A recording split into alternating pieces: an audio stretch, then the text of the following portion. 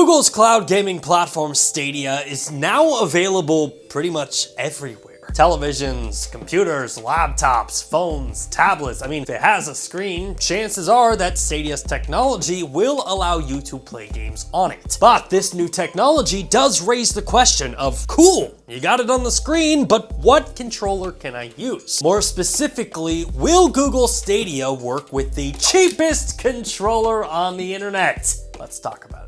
Are you listening? Allow me to introduce you to the KiwiTata Classic USB Controller, which on Amazon.com you can buy 2 of these for $9.99, meaning that this controller can be yours for the low price of $4.99, making the KiwiTata cheaper than a Big Mac meal over at McDonald's. Future video idea: can a Big Mac run Google Stadia? Now at this point, you're probably wondering, how are we going to make this happen? And the truth is, it has a lot to do with how awesome the technology behind Google Stadia is. In my opinion, one of the best features Stadia offers to its players is bridge mode. Essentially, you open up the Stadia app on your phone, sync the virtual touch controller to the screen you're playing on, and then plug your controller into your phone using a USB cable, and that controller is now compatible with Google Stadia.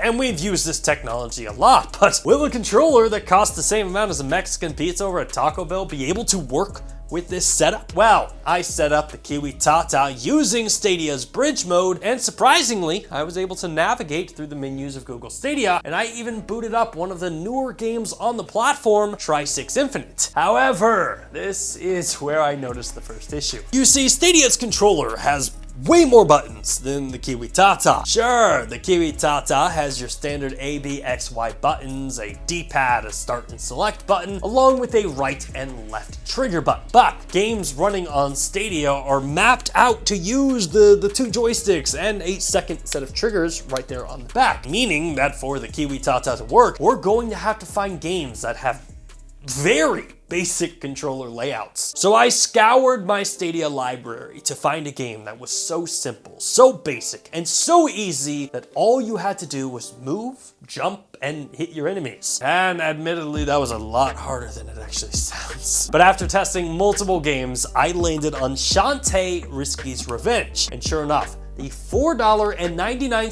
KiwiTata USB controller is able to work with Google Stadia and play the game. And while I feel like it's definitely a W for Stadia, to answer the question, will the internet's cheapest controller work with the platform? Well, it's definitely a little more complicated. Because while the Stadia technology definitely recognizes the KiwiTata as a controller, there were a ton of games that just weren't playable due to the simplicity of this controller. I do think it would be cool if Stadia offered like controller mapping for situations like this. Like if Tri-6 Infinite needs joysticks, allow me to map the joystick button to my D-pad. And obviously I know in most situations that's up to the developer, but making that standard for the platform could be really cool. But anyway, congratulations to Stadia on passing another one of our tests, and shout out to KiwiTata. I hope you enjoyed the free press. Hey, thanks again for checking out our channel. If you like what you saw and you want to see more content just like it, which who wouldn't, hit the subscribe button right there. And while you're down there, hit the like button. Maybe even consider becoming a Nerf Report best friend, just like the people listed down below did.